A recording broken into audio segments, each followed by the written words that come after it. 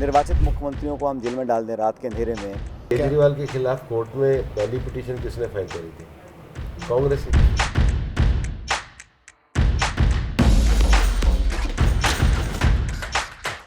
कितना आंकड़ा आएगा मैं नहीं जानता हूँ, लेकिन पहले से कहीं ज़्यादा बेहतर में परफॉर्म करेंगे। उनके भाव अधूरे हैं, झूठ के आधार पर दुनिया चला। नमस्कार, इंडिया स्टोरी रोड टू 2024 में आपका स्वागत है। जैसे आप जानते हैं, हम सड़क पर काफ़ी हफ्तों से हैं और कई महीनों तक रहेंगे। हम देश के एक भाग से दूसरे भाग जा रहे हैं पता लगाने कि इन चुनाव में आखिरकार हो क्या रहा है। हम महाराष्ट्र में थे, फिर गोवा गए, फिर अमरोहा गए और अब हम राजस्थान में हैं। राजस्थान में हम लोग क्यों हैं? दो वजह हैं। नंबर एक, हम अलवर दौसा क्षेत्र में हैं और अब से कुछ ही देर बाद अब देखेंगे हमारा इंटरव्यू है सचिन पायलट से, जो कांग्रेस के एक दिग्गज नेता हैं। उनसे हम बात करेंगे दौसा में। और यहीं से कुछ ही देर दूर भूपेंद्र यादव आ रहे हैं, जो भाजपा के सबसे प्रमुख नेताओं में से एक हैं। हम उनसे भी बातचीत करेंगे। तो इन दोनों प्रमुख नेताओं से हम जानने की कोशिश करेंगे कि आखिरकार चुनाव में क्या हो रहा है। और हाँ, एक और वजह भी है। कहा जाता है कि गठबंधनों का बहुत महत्व है और कई राज्यों में ये सही है। बिहार की अगर आप बात करें या महाराष्ट्र या उत्तर प्रदेश, यहाँ गठबंधनों का काफ़ी महत्व होता है।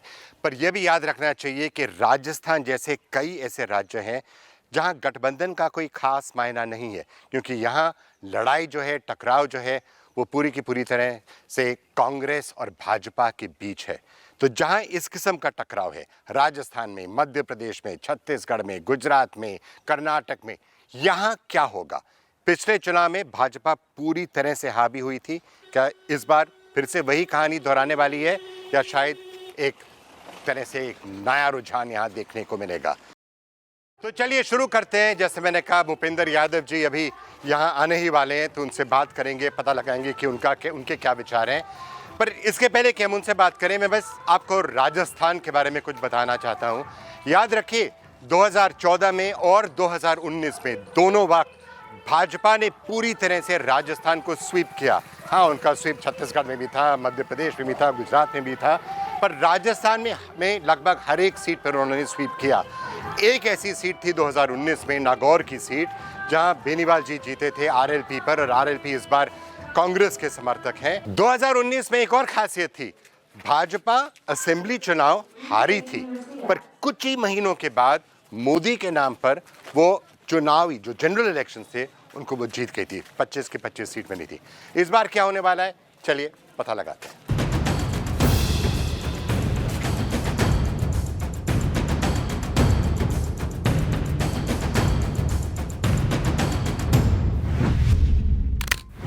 कौन कौन से मुद्दे हैं आपको लगता है इस इलाके में? मुद्दे तो देखो जी, मुद्दे तो रहते ही हैं। अब ग्राम के विकास के लिए पानी की है, बिजली के हैं, ये मुद्दे हैं। और दूसरा ये पहले ग्राम पंचायत थी, अब इसको नगर पालिका कर दिया। यहाँ से नगर पालिका जहाँ जोड़ी है वो 9-10 किलोमीटर है। ये लोग कहाँ जाएं बेचारे?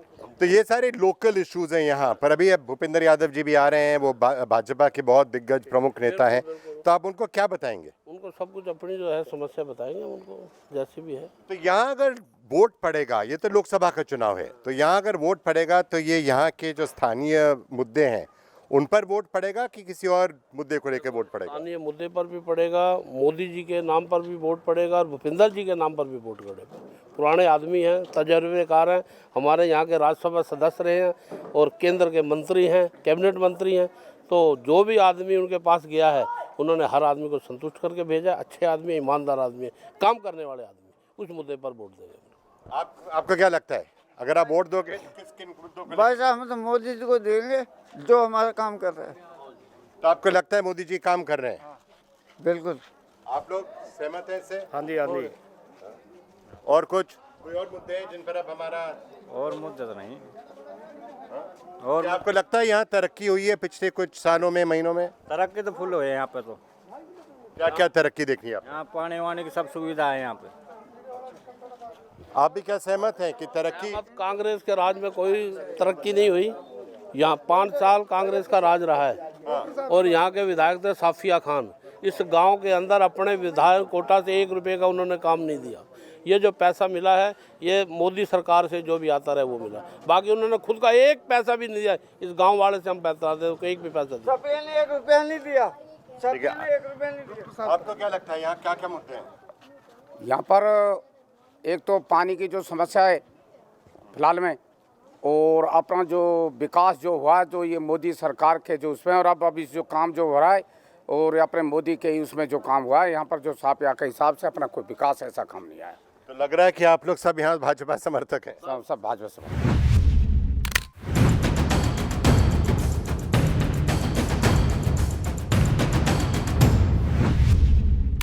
क्या क्या खास मुद्दे हैं यहाँ? मुद्दे ये हैं साहब, जब कांग्रेस सरकार पहले थी इतनी महंगाई नहीं थी, बीजेपी सरकार आई तो जब 60 रुपये लीटर 62 रुपये लीटर डीजल था तो 109-10 रुपये लीटर डीजल पहुंच गया, पेट्रोल पहुंच गया 118 रुपये लीटर, महंगाई इतनी हो गई। फिर बीजेपी सरकार जो काम करती है वो झूठे वादे करती है, आज तक एक भी वादा नहीं निभाया। अब पता नहीं इसके पास कोई ऐसा मंत्र है, लोगों को जैसे गुमराह करके वोट ले लेते हैं, वोट लेने के बाद में जनता का कोई पूछना नहीं है। गैस एक 300 रुपये 350 रुपये मिलती थी, आज 1100 रुपये में गैस मिल रही है। अब गरीब आदमी है, मजदूर आदमी हम तो एक दलित की, गरीब की, किसान की, मजदूर की तो कांग्रेस सरकार ही थी साहब।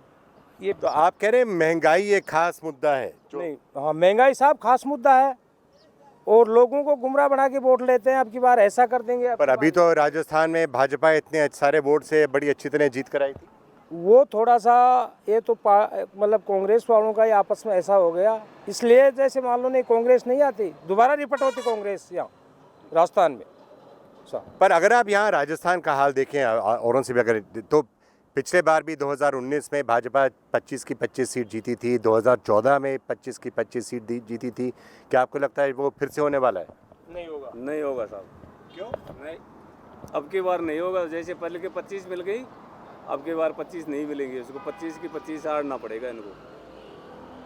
क्यों आपको ऐसा क्यों लगता है? क्यों करते हैं कि ये मजदूर आदमी है, सब परेशान है, इसलिए हर मजदूर, किसी को कोई रोजगार नहीं है।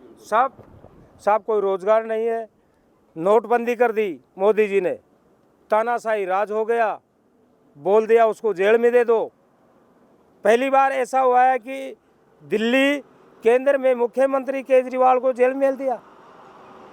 क्या उसका असर आपको लगता है यहाँ तक पहुँच रहा है कि केजरीवाल को बंद कर दिया या कुछ कर दिया? आपका पहुँच रहा है साहब, पहुँच रहा है। तानाशाही राज हो गया है ये तो। एक आपको क्या देखो, कांग्रेस की सरकार मजबूत सरकार थी, काफ़ी अच्छा काम कराती है, गरीबों का साथ देती है। और बीजेपी सरकार है ना जो तानाशाही राज करती है, मनमाने कानून लगाती है। जैसे ट्रक कानून लेके आई, उससे काफ़ी ट्रक ड्राइवर परेशान है। कुछ दिन के लिए कानून वापस ले लेते, फिर उसको लागू कर देते, इसलिए इससे भाजपा से नाराज है। जैसे मैंने कहा, बस लोगों की राय है, अन्य लोगों की अलग अलग राय होती है। पर जब आप सड़क पर होते हैं, जितने ज़्यादा लोगों से आप बात करें तो आपको पता चल जाता है कि किन किन चीज़ों पर जिक्र हो रहा है, कौन कौन से मुद्दे हैं जो लोगों के सामने आ रहे हैं। और मुझे काफ़ी ताज्जुब हुआ कि यहाँ ग्रामीण जयपुर के इलाकों में भी अरविंद केजरीवाल जैसे मुद्दे अभी लोगों के सामने हैं और लोगों के जहन में बात सामने आ रही है।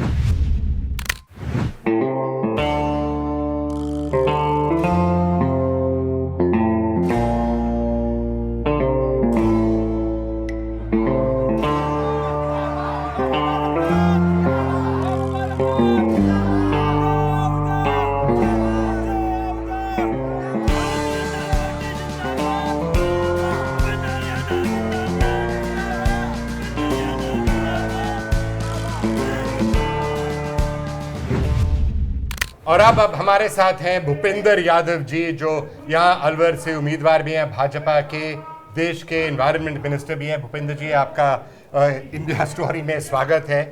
आप चुनाव आपके लिए अजनबी तो चीज़ नहीं है, क्योंकि आप इतने दिनों से भाजपा के लिए चुनाव का पूरा स्ट्रैटेजी आप ही तैयार करते आए हैं।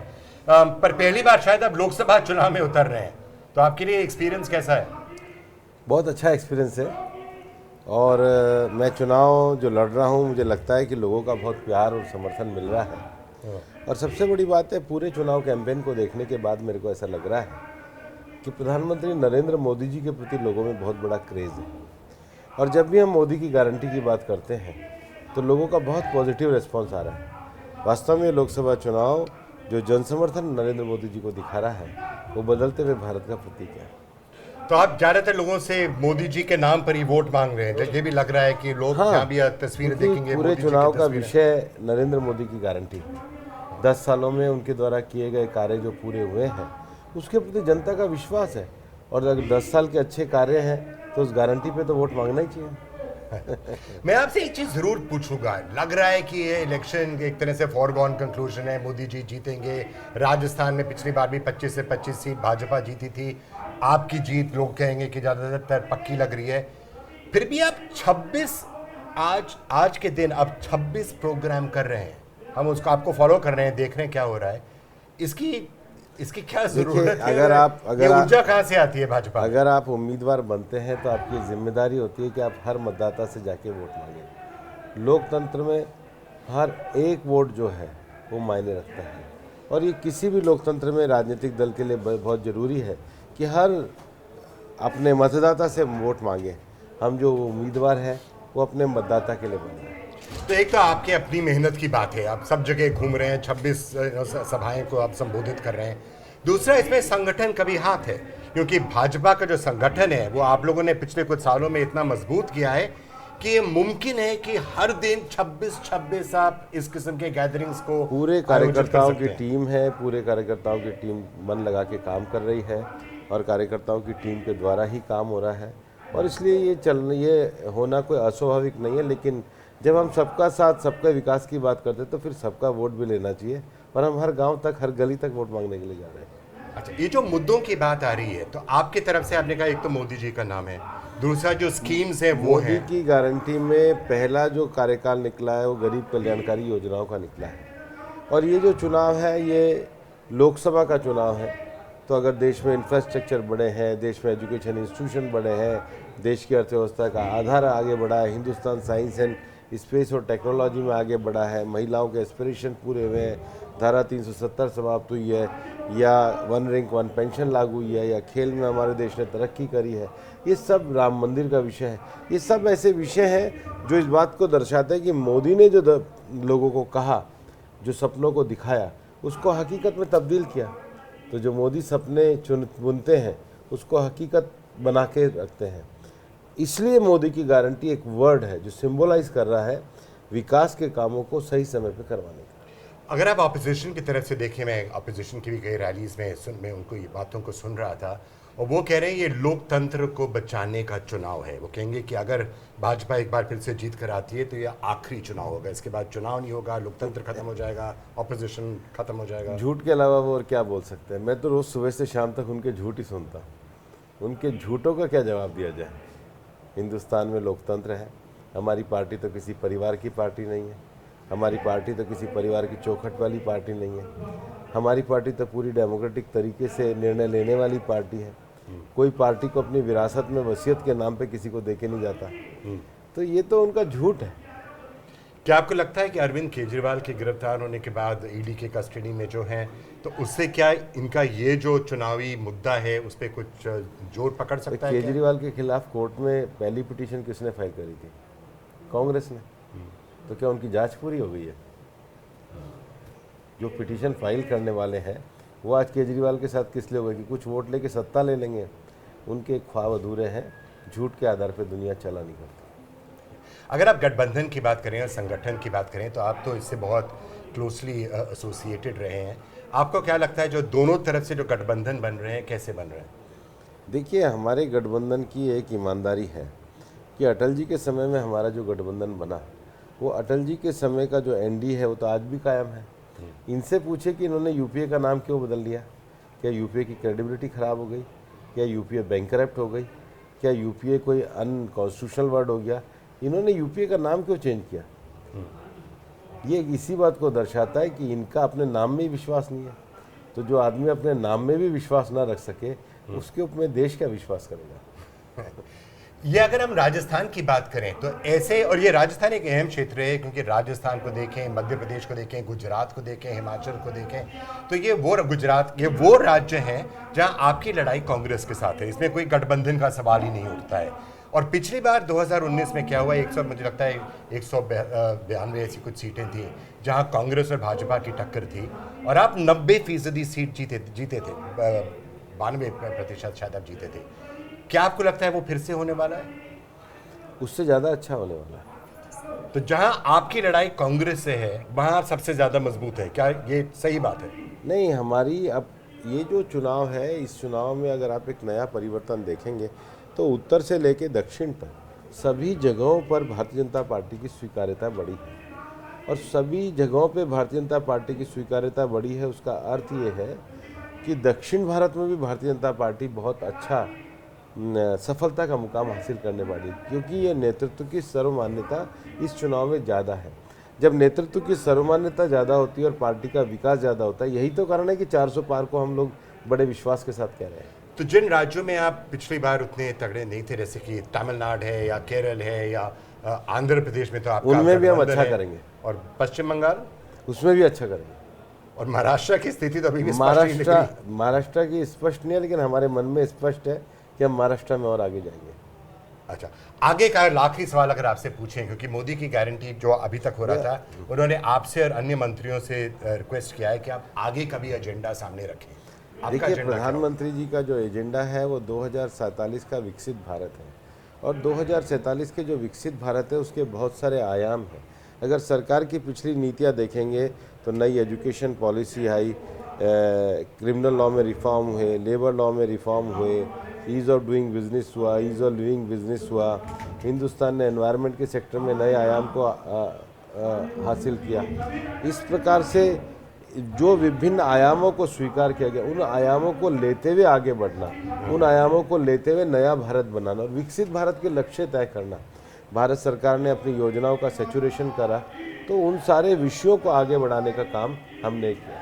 ठीक है, भूपेंद्र यादव जी, बहुत बहुत धन्यवाद। मैं जानता हूँ आपके पास 26 सभी कार्यक्रम है, तो हम आपको जाने देंगे। बहुत बहुत धन्यवाद, आपने हमसे बात। Thank you. तो भूपेंद्र यादव जी के लिए अब 26 ऐसी रैलीज हैं, ऐसे गैदरिंग्स हैं जिनका जाएंगे, लोगों को संबोधित करेंगे, और ये एक तरह से दर्शाता है कि भाजपा चुनाव कैसे जीत पाती है। ये जो संगठन है, ये जो मशीनरी भाजपा की है, भूपेंद्र जी को जाना 26 जगह एक चीज़ है, पर वहाँ हर एक जगह एक गैदरिंग करना, लोगों को इकट्ठा करना, लोगों को वहाँ पहुँचाना, वो भी काफ़ी बड़ा काम है।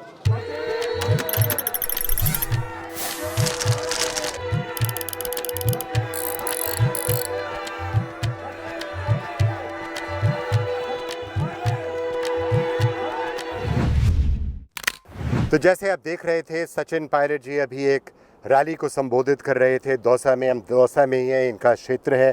पायलट जी, काफ़ी उत्साह देखा, पर ये तो आपका क्षेत्र है, आप यहाँ पैदा हुए, अब क्या राजनीतिक जीवन यहीं से बिताया? हाँ, यहाँ से मैंने अपना पहला चुनाव लड़ा था 20 साल पहले, और मैं उसी चुनाव को कवर करने के लिए आया था आपके पास। मुझे याद है 20 साल पहले आप मेरे पहले चुनाव में आए थे। मुझे बहुत अच्छी तरह, हमने 24 घंटे बिताए थे दौसा के अंदर। और यहाँ से पहले वीरेश्वर के पिताजी यहाँ से कई बार सांसद रहे, तो यहाँ के लोगों से एक अलग तरह का जुड़ाव है। और आज भी जो सभा में आपने देखा होगा, लोग उत्साहित हैं, कार्यकर्ताओं में जोश है, और वो चाहते हैं कि बदलाव हो, क्योंकि पिछली 2 बार से यहाँ पर हम लोग कामयाब नहीं हो सके। तो इस बार लोगों का मन बना है कि 10 साल में लोग उब गए हैं, बदलाव चाहते हैं और एक सकारात्मक पहल वो करना चाहते हैं, और कांग्रेस पार्टी अच्छे बहुमत के साथ जीतेगी इस बार यहाँ से। पर अगर आप देखेंगे, अगर आप 2019 की तरफ अगर आप अपना ध्यान आकर्षित करें, तो उस समय तो आप असेंबली इलेक्शन में जीते थे, कुछ ही महीने पहले जीते थे, पर भाजपा 25 में से 25 सीट ले गई लोकसभा चुनाव में। 2014 को आप देखेंगे तो फिर से भाजपा 25 में से 25 सीट ले गई। इस बार क्यों आपको लगता है कि इस स्थिति में कोई बदलाव आएगा? देखिए, 19 का जो चुनाव हुआ था, उस समय बॉर्डर पर एक्शन हुआ था, और उस समय एक अलग परिस्थिति बन गई थी, और हमारा एक सरहद का राज्य है, यहाँ पे अलग भावना उस समय थी देश के अंदर, तो उसका भी शायद कहीं ना कहीं फ़र्क पड़ा होगा चुनावी परिणाम में। लेकिन मुझे लगता है कि 2-2 बार सारी सीट जिताने के बाद भी प्रदेश को कुछ खास मिला नहीं, क्योंकि दोनों सरकारें, बीजेपी की सेंटर में भी है, जयपुर में भी थी, ज़्यादा विकास हुआ नहीं, लोग अपने आप को अपेक्षित महसूस करते थे। और जो भाजपा ने खुद चलकर वादे किए, देखिए जो देश में काम चल रहा है वो तो कोई सरकार है चलेगा, लेकिन जो आपने खुद अपने मुंह से वादे किए हैं 2 करोड़ रोज़गार देने के, किसान की आमदनी दुगनी करने के, काला धन समाप्त करने के, उनमें से कोई पूरा नहीं हुआ है। तो ये लाजमी है जब मतदाता वोट देने जाएगा वो पूछेगा कि आपने 10 साल में क्या किया है। अपने रिपोर्ट कार्ड के आधार पर आप वोट मांगें तो लोग बदलाव चाहेंगे। मैं पर लोग तो यही कहेंगे कि देखिए अब जिस किस्म की सड़कों पर हम लोग जा रहे हैं, जिस किस्म लोग कहेंगे कि इतने सारी स्कीम्स आए हैं, शौचालय बने हैं, गैस सिलेंडर्स आए हैं, तो लोग कहेंगे कि तरक्की हुई है। पर और आप क्या कहेंगे कि अगर मान लीजिए कांग्रेस पार्टी या इंडिया अलायंस जीत कर आती है तो आप कौन से कार्यक्रम सामने लाएंगे, आपका क्या मैनिफेस्टो होगा ताकि आप लोगों को यकीन दिला सकें कि आपके सरकार में भी उसी किस्म की तरक्की हो? देखिए जो रूटीन में सड़क निर्माण या पुल बनते हैं ये तो लगातार एक ऑनगोइंग प्रोसेस है। सरकार वो होती है जो अपनी नीति से आम व्यक्ति का जीवन बेहतर कर सके। आज जो आम नागरिक है, क्या वो अपनी आमदनी उसकी बड़ी है, क्या वो अपने आप को सुरक्षित महसूस करता है, क्या उसके बच्चे एक अच्छी शिक्षा ग्रहण कर पा रहे हैं। तो ये जो आपका निर्माण काम कराना विकास नहीं होता, लोगों की जीवन को बेहतर बनाना विकास होता है। 10 साल पूर्ण बहुमत की सरकार रही और मुझे लगता है कि देश में कर्जा बढ़ गया। सरहद पर चीनी फ़ौजें हमारे सरहद के अंदर घुस रही हैं। हमारे अंदर गांव और शहर की खाई बढ़ गई है, अमीर गरीब में बहुत खाई बढ़ गई है। जो संसाधन देश के थे, हवाई अड्डे हैं, पोर्ट हैं, खाने हैं, बिजली घर हैं, वो सब औने पौने दाम पे चंद लोगों को दिए जा रहे हैं। तो जो विकास हुआ है उसका जो फ़ायदा है, आज भी केंद्र सरकार 80 करोड़ लोगों को सब्सिडाइज खाना खिला रही है। आप तो कहते हैं रेवड़ी नहीं बांटनी चाहिए, फिर आप लोगों को खाना मुफ्त दे रहे हो। तो विकास होता है जब आदमी अपने पैर पे खड़ा हो, उसके बच्चे शिक्षित होकर रोजगार पा सकें। विकास की गति और आज जो संस्थाओं पे आक्रमण हो रहा है, जो संवैधानिक संस्थाओं को खोखला करने की एक साजिश रची जा रही है, वो जनता देख रही है। तो लोकतंत्र में विपक्ष की आवाज़ को दबाना, एजेंसीज का दुरुपयोग करना, विकास के नाम पर सिर्फ प्रचार करना, मैं नहीं कह रहा हूँ कि कहीं कोई निर्माण नहीं हुआ है, लेकिन जो आपने खुद वादे किए थे क्या वो पूरे हुए हैं, जनता सवाल पूछेगी। ये जो आप बात कह रहे हैं कि मान लीजिए इस चुनाव में भी भाजपा जीत के आती है तो तानाशाही आ जाएगी, संविधान परिवर्तन कर लिया जाएगा, एजेंसीज का दुरुपयोग की जो आप बात कर रहे थे, क्या ये आपको लगता है ऐसे इश्यूज हैं जिनसे जनता में कनेक्ट हो रहा है? देखिए निर्वाचन आयोग के जो चयन की प्रक्रिया होती है उसमें 3 लोग हैं, चीफ जस्टिस, प्रधानमंत्री, नेता विपक्ष। इन तीनों की सहमति से एक व्यक्ति चुना जाता है। अब कानून बदल दिया है, प्रधानमंत्री, एक मंत्री और चीफ जस्टिस, मतलब 2 का बहुमत है तो आप किसी मर्जी को बना लीजिएगा। निर्वाचन आयोग के अधिकारी इस्तीफा दे रहे हैं। चंडीगढ़ में जो खुला खेल हुआ हम सब ने देखा है। तो संस्थाओं की इंडिपेंडेंस पर भी बहुत बड़ा एक परछाई पड़ रही है। लोगों के जहन में सवाल उठ रहा है कि अगर इतना इन्फ्लुएंस हो रहा है संस्थाओं के अंदर, निर्वाचन आयोग में लेके, ब्यूरोक्रेसी में लेके, जुडिशरी में लेके, तो इसका अंत कहाँ पर है? निर्वाचित मुख्यमंत्रियों को हम जेल में डाल दें रात के अंधेरे में। मैं नहीं कहता हूँ हमारी असहमति नहीं होगी किसी के साथ, लेकिन पॉलिटिकल डिफरेंसेस होना एक बात है, और ये बोलना कि एजेंसीज अपना स्वतंत्रता से काम कर रही हैं, ये कोई इसको मानने को तैयार नहीं है। तो ये भी एक चर्चा का विषय है लोगों के अंदर। ऊपर से 10 साल की सरकार आपकी हो गई, आपने सिर्फ अपने आप को और मजबूत किया है, आपने सिर्फ भाषण दिए, प्रचार किया है, मीडिया में किया है, लेकिन धरातल पर जो गरीब है वो और गरीब हो गया है, जो अमीर है और अमीर हो गया है। तो वो खाई बढ़ती चली जा रही है, संतोष बढ़ सकता है समाज के अंदर, उस बात पर हम सब लोग चिंतित हैं। पर क्या आपको लगता है कि अरविंद केजरीवाल के गिरफ्तार होने के बाद ये जो कई स्पीकर्स तानाशाही की बात कर रहे थे, एजेंसीज के दुरुपयोग का बात कर रहे थे, क्या आपको लगता है कि ऑपोजिशन को अब लगेगा कि ये एक मुद्दा है जिसको और बढ़ाना चाहिए, जिस पर और जिक्र करना चाहिए? नहीं, ये मुद्दा तो देखिए, अब कांग्रेस पार्टी प्रमुख विपक्षी दल है, हमारे खातों को अब सीज कर दें। तो जिन्होंने इलेक्ट्रल बॉन्ड्स के जरिए हज़ारों करोड़ रुपया लिया है, जिसको सुप्रीम कोर्ट ने कहा कि अवैध है इलेक्ट्रल बॉन्ड्स, उस पार्टी के तो खाते सीज नहीं कर रहे हैं। 1994 का 94 का कोई नोटिस था, उसके बहाने लेकर आप कांग्रेस के खाते सीज कर दें, एक तरह से बाधाएं डाल दें विपक्ष के काम करने में, तो वो उसको कौन सही मान सकता है? ये बात गलत है। तो मैं ये नहीं कह रहा हूँ कि जो चर्चा लोग करते हैं वो सच हो जाएगा, लेकिन एक डाउट लोगों के जहन में आ रहा है, एक क्वेश्चन आ रहा है कि भाई ऐसा अगर इस तरफ हम जा रहे हैं तो कहाँ जाके रुकेगा ये? पर दूसरी तरफ भी एक डाउट है। अब अगर आप देखें भाजपा क्या कहती है, भाजपा कहती है कि देखिए हमारे पास नेता है, प्रधानमंत्री हैं जो सबसे पावरफुल, सबसे पॉपुलर एक तरह से प्राइम मिनिस्टर रहे हैं काफ़ी सालों से।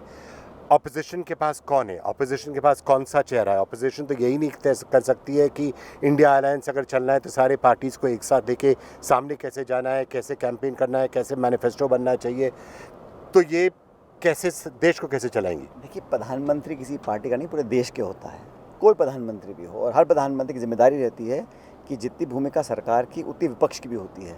डिबेट हो, डिस्कशंस हो, डिलिब्रेशंस हो, संवाद हो, असहमति हो, फिर एक नया कानून बनकर आता है। आप 147 सांसदों को निष्कासित कर दो और फिर पीछे सारे बिल पास करा दो, ये कहाँ का लोकतंत्र है? ये परिपाटी गलत है। ये परंपरा कभी हुई नहीं है स्वस्थ लोकतंत्र के अंदर। मैं तो उसको गलत मानता हूँ। जहाँ तक विपक्ष की बात है, हम लोग इकट्ठे क्यों आए? हमारी भी असहमति हर सब्जेक्ट पे नहीं है ना, अलग अलग दलों की। अगर होती सब एक पार्टी बना लेते, अलग अलग पार्टी बनती क्यों? लेकिन जब देश के सामने जो चुनौती है उसको देखते हुए इंडिया अलायंस का हमारा एक गठबंधन बना। उसको देख के बीजेपी के अंदर एक खलबली मची कि इंडिया अलायंस का जो वोट शेयर है वो 65% है, इनका 35% है। तब उन्होंने एनडीए को दोबारा पुनर्जीवित किया। अभी भी उनका गठबंधन कई राज्यों में नहीं हो रहा है, लेकिन क्योंकि सरकार है, सत्ता है, ताकत है। पर नीतीश कुमार वापस चले गए, ममता बनर्जी के साथ अलायंस नहीं हुआ वेस्ट बंगाल में, अभी भी सीट शेयरिंग पे चर्चा चल रही है अन्य राज्यों में। नहीं, अगर बीजेपी इतनी कॉन्फिडेंट है अपने परफॉर्मेंस को लेकर, तो सारे नेताओं को विपक्ष के अपने साथ क्यों जोड़ रही है?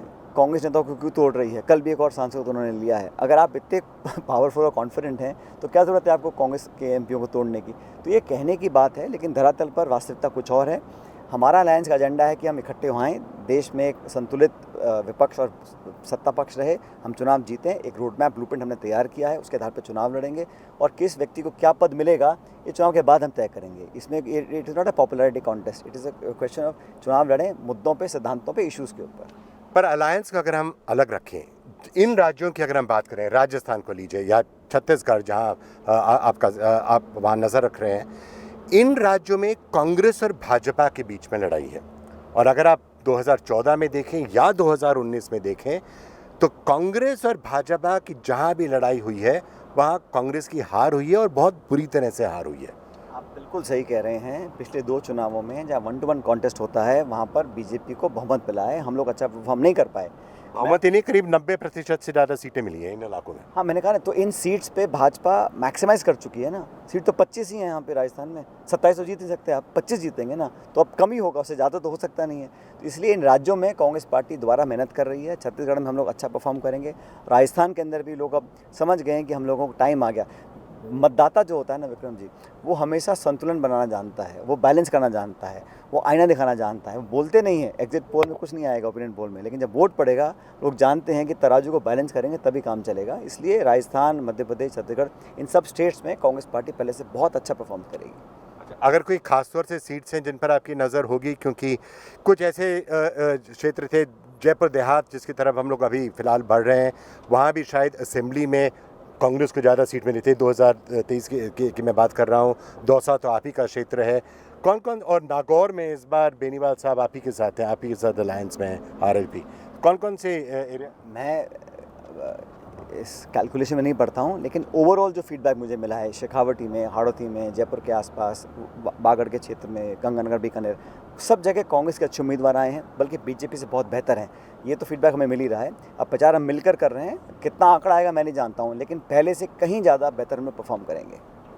सचिन पायलट जी, बहुत बहुत धन्यवाद, आपने हमसे बात करी। सचिन पायलट हमारे साथ दौसा में थे। आपने देखा अभी वहाँ जो उम्मीदवार हैं वो अपने नॉमिनेशन पेपर्स फाइल कर रहे हैं। अब देखते हैं आगे जाके होता क्या है, और जो अंत में जो नतीजा सामने आएगा वो तो हमें सिर्फ 4 जून को ही पता चलेगा।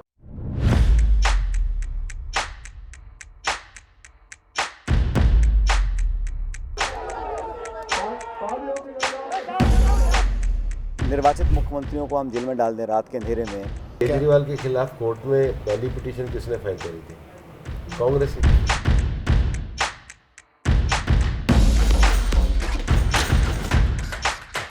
कितना आंकड़ा आएगा मैं नहीं जानता हूँ, लेकिन पहले से कहीं ज़्यादा बेहतर में परफॉर्म करेंगे। उनके भाव अधूरे हैं, झूठ के आधार पर दुनिया चला।